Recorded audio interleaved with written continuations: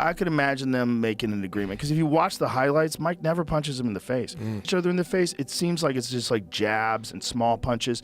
It does, like almost like sparring shots. It's not like anybody's like really like winding up. Joe Rogan has lost his temper at Jake Paul for fighting 58-year-old Mike Tyson. Moreover, it appears that Jake Paul's mind is buzzing with alarm, and the consequences of his choices are beginning to close in on him. As the fight approaches, overthinking could be getting the better of him, revealing an uncommon glimpse of his vulnerability. He's the most experienced opponent I've fought in terms of just like skill. So just being ready for whatever he brings to the table. He might bite my ear off. He might kick me in the...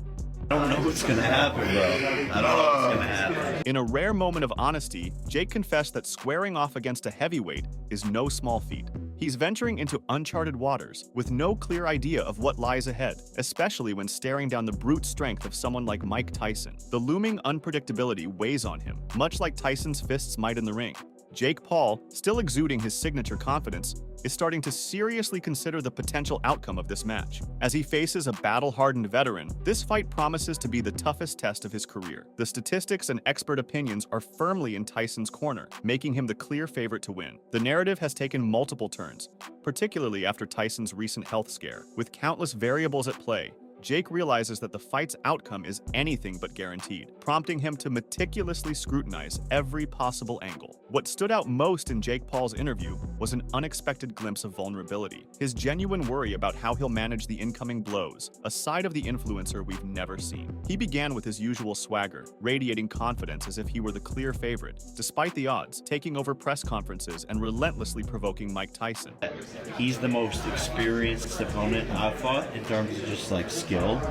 So just being ready for whatever he brings to the table. He might bite my ear off. This time, however, Jake appeared deflated, unsure, and deeply introspective, clearly concerned about the risk of injury, or worse, having his ear bitten, a sign that he's been meticulously analyzing every move of his seasoned opponent. Jake seems to be coming to terms with the enormity of the fight, his anxiety mounting with each passing day, and it's easy to see why. Jake's relentless training has kept him in peak condition, with his youth offering a distinct advantage against his legendary rival. However, Tyson, a testament to the idea that age is merely a figure, remains in remarkable form, swift, nimble, and showing no hint of slowing down. His extensive experience in the ring equips him with a calm, unwavering readiness, no matter what challenges he may face. Meanwhile, Alois Jr. believes Mike Tyson will be stopped if his fight with Jake Paul goes ahead later this year. Concerns about Tyson's health are valid, as he suffers from sciatica and had to pull out of the original date due to an ulcer flare-up. British cruiserweight prospect Jr., often likened to Tyson for his explosive punching power and flawless KO record, acknowledges that the challenge ahead is steep. Jr. said, "I think he may get stopped, to be honest with you. He is just too old. Your body has declined too much at that age. It is not good for his boxing legacy, especially if he gets stopped like that by Jake Paul. I wouldn't want to see that at all, but who knows? He was one of my idols. If the fight ever happens, we don't know. I just wouldn't like to see that." Tyson had incredible strength in his heyday, which allowed him to dominate as the unchallenged champion. Even with his explosive punching showcased in the latest training footage, advancing past Paul, who's currently at the peak of his physical prowess, appears to be a formidable challenge. There's a prevailing belief that Paul will overpower Tyson due to their age gap and his own escalating strength, particularly as he plans to bulk up to about 230 pounds. Despite concerns about his fitness and health, Roy Jones Jr., who faced Tyson in an exhibition match in 2020, asserts that his power remains formidable and will pose significant challenges for Paul. Jones Jr. said, "Mike Tyson is still the strongest puncher that I've ever been in the ring with, ever. At 55 at the time, now I think 57 might be 58. He's still the strongest puncher.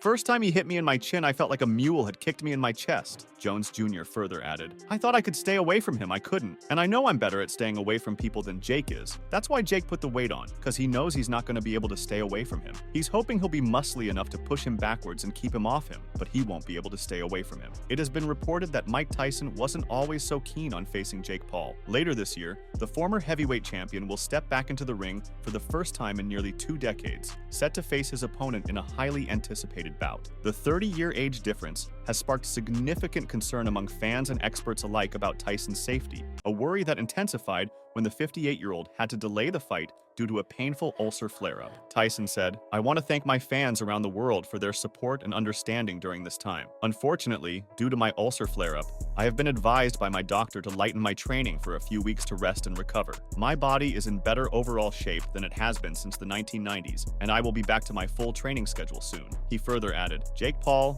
this may have bought you some time, but in the end, you will still be knocked out and out of boxing for good. I appreciate everyone's patience and can't wait to deliver an unforgettable performance later this year." However, Tyson has now started training again and has given his opponent a number of cautions before their fight. Not too long ago, the heavyweight icon decisively ruled out a bout with Paul. Just under 2 years prior, Tyson appeared on the Full Send podcast, making it clear that he had no intention of ever considering such a fight. He said, "My family loves Jake Paul. I would never fight him. Everyone in my family loves this little white motherfucker. Let him have his reign. Let him have his time. I don't want to fight him, man. I fight real fighters. I fight fighters that hurt big, strong, scary men. They're the ones that I fight." The infamous bite fight of 1997 once cemented Mike Tyson and Evander Holyfield as bitter rivals. However, time has transformed their enmity into friendship and business collaboration. Ironically, the very event that ignited their fierce rivalry has now fueled their latest venture. The duo has turned their past controversy into a marketing asset with their new edible cannabis product, Holy Ears, modeled after Holyfield's ear. As they put their 27-year-old feud behind them, Tyson and Holyfield are reuniting for a Legends meetup ahead of Tyson's anticipated showdown with Jake Paul on November 15th. Moreover, the upcoming meetup is bound to set the stage for Tyson's anticipated press conference with Jake Paul on August 18th. It's still uncertain if Holyfield will join Tyson at the event. In the meantime, fans were electrified by the dramatic arrival of both legends, and nostalgia surged as they reminisced about past glories during this unforgettable gathering. The Real Deal posted a video on Instagram showing his grand entrance alongside former heavyweight champ Mike Tyson. The caption read, "Setting the tone." Picture this: Mike Tyson sporting a laid-back Iron Mike tee and jeans, and Holyfield dressed to impress in a sleek leather jacket with his shades casually tucked into his t-shirt, made their way into the venue as if they were the main event. The hip-hop beats accompanying Holyfield's post gave the event an electrifying vibe as the legends made their grand entrance. The specifics of their meetup remain shrouded in mystery for now. Tyson has a press conference scheduled in just a few days for his much-anticipated bout with Jake Paul. Meanwhile, Mike's appearance alongside Holyfield is a fantastic boost for his visibility, especially as he gears up for his return to the ring after his 2020 exhibition match against Roy Jones Jr. However, Butterbean has claimed Jake Paul's fight with Mike Tyson is simply a PR stunt. There have been ongoing doubts about the likelihood of the fight actually taking place, especially considering Tyson's health challenges and physical condition at 58. Butterbean, whose real name is Eric Esch, echoes those concerns but asserts that Paul has never shown a genuine interest in facing Tyson in the ring. He said, "Him and Tyson are never gonna fight. That has been a scam from the very beginning just to boost Jake's name. And it has. This guy, everybody's talking about him, but he's never gonna fight Tyson." Butterbean further added, "They were never planning on fighting each other, because a promoter would never let him fight anyone else in between a fight. Never. Not that big of a fight. So, it's been a scam from the beginning." Butterbean delivered a strange tirade, despite having previously criticized Paul numerous times since achieving an impressive 200-pound weight transformation. He even once considered fighting Tyson, but he most recently offered Paul 1.5 million pounds in a winner-take-all deal. It seems improbable that Paul and the other 58-year-old will fight,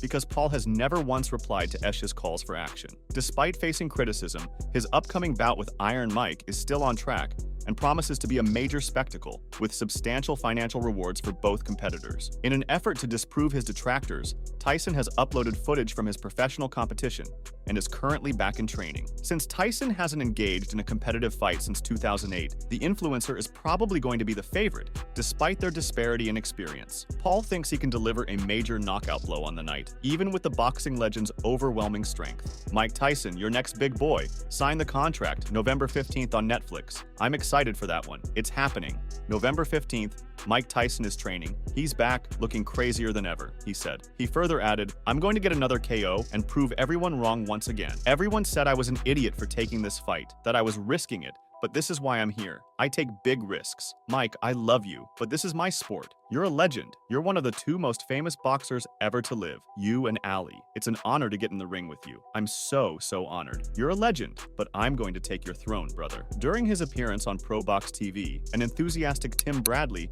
lent his support to Iron Mike. The former two-weight champion, now an analyst, argued that the lenient rules play to the veteran's advantage, and he's confident that a knockout could be imminent. Bradley expressed his enthusiasm for the idea of Mike Tyson knocking out Jake Paul, initially thinking the fight seemed crazy. However, after reviewing the rules, which allowed for knockouts and knockdowns, he acknowledged that it was official and could happen. He added that the 2-minute rounds would favor Mike Tyson. Ass out, baby! Hey, man, I don't know. Hey, look. At first, I thought about it. I was just like, this is kind of crazy. But then I saw the rules, and it said, knock out, knock down. It's official. It can happen. 2 minutes. That's going to favor Mike Tyson.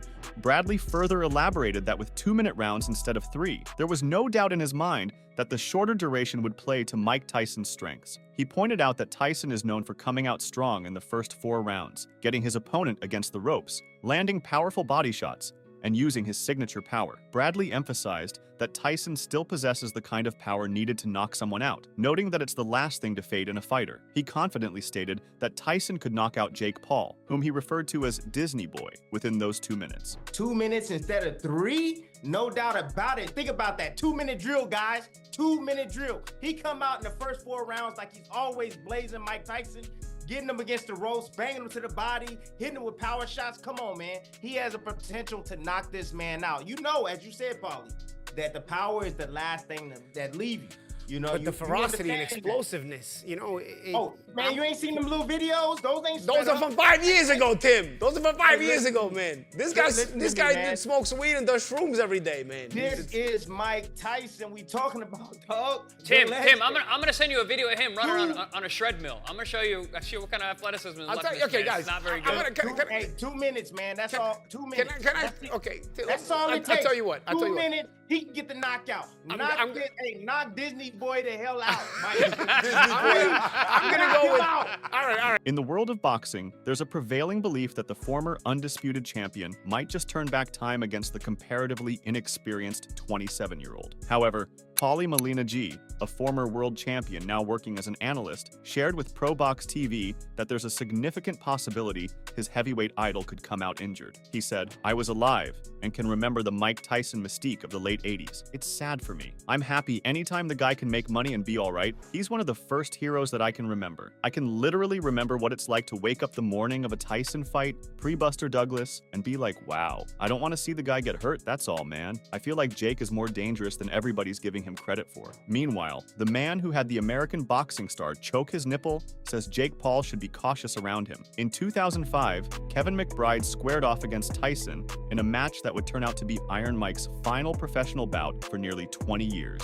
McBride, fortunate to emerge with all his limbs intact, secured a victory by referee stoppage in the 6th round. Looking back, it's clear that Tyson might have been better off skipping this fight. At 38, the ex-heavyweight champion was clearly past his prime and weighed down by personal turmoil. Faced with McBride's considerable advantages in height, weight, and reach, he found himself increasingly outmatched and eventually turned to dubious tactics halfway through the bout. In a heated clinch, he yanked his opponent's arm, twisting it with enough force to earn 2 penalties. Then, with a brutal headbutt, he gashed McBride's eye, leaving the company Monahan fighter visibly injured.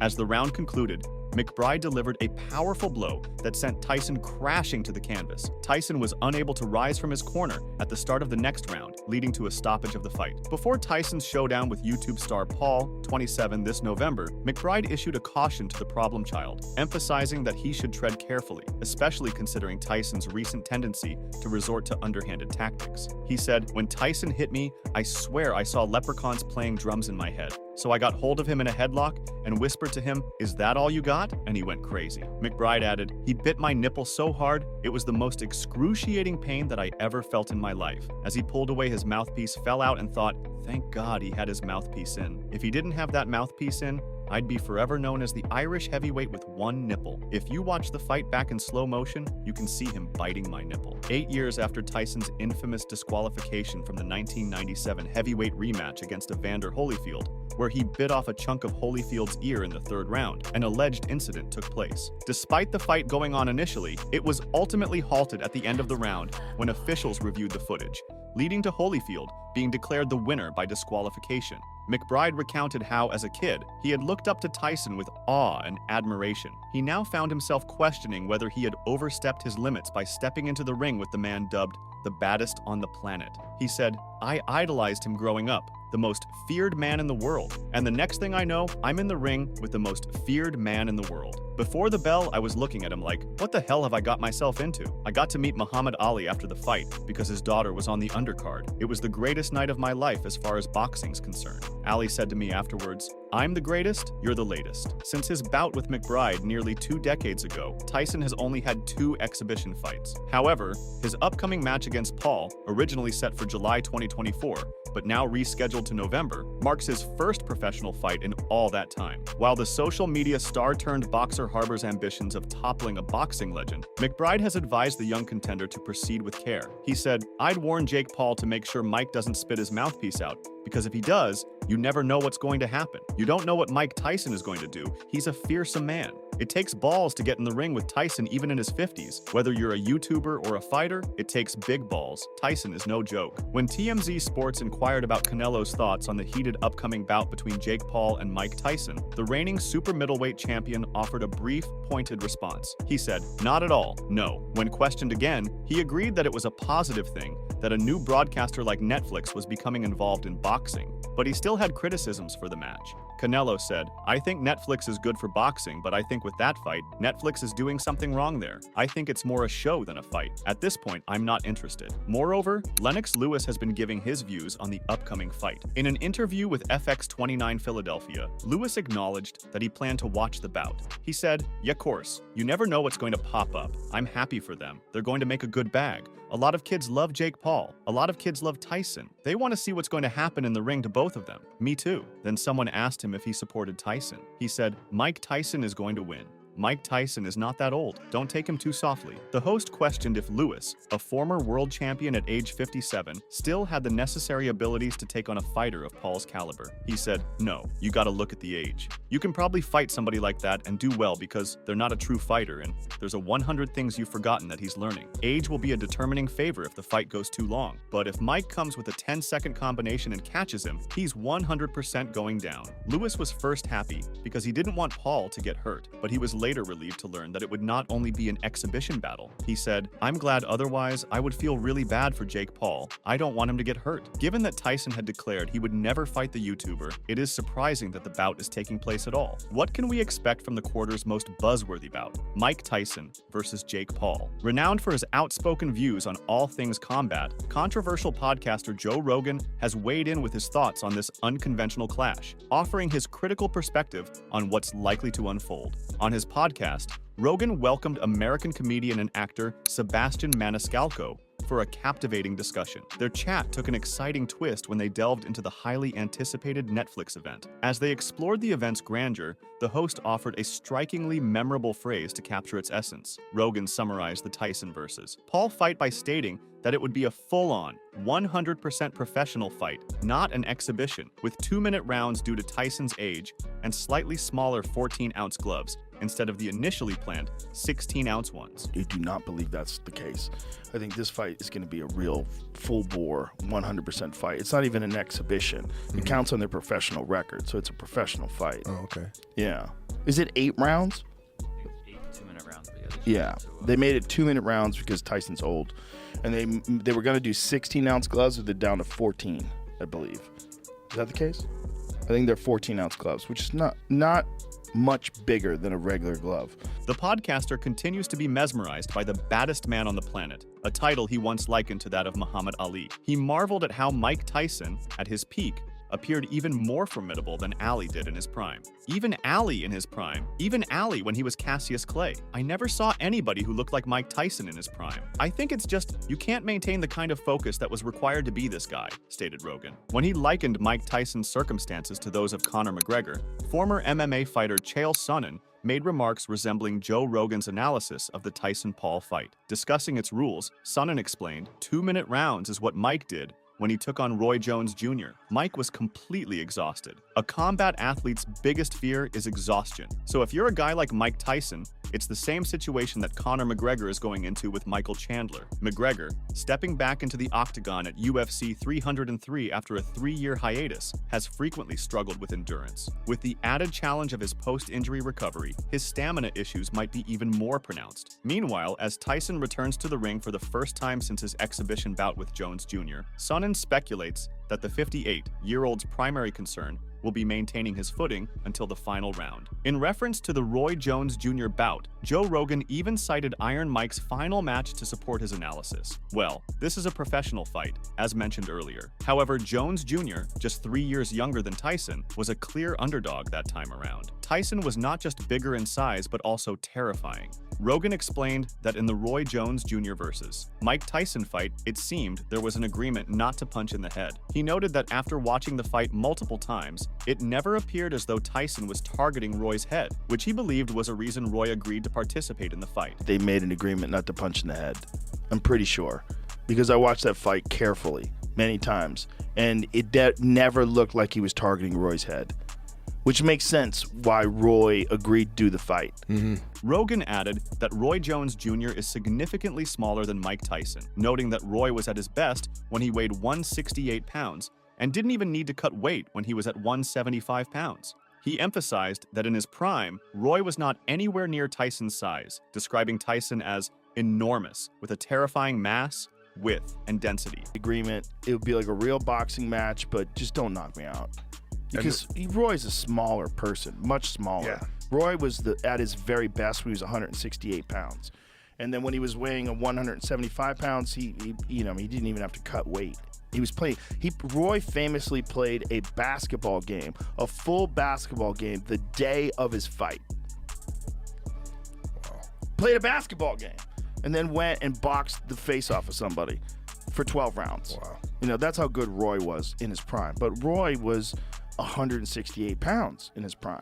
He wasn't Mike Tyson's size. Mike Tyson's fucking enormous. He's just a different mass. He's the width, the density. It's terrifying. Make sure to check out some of our other videos on the screen if you enjoyed this one.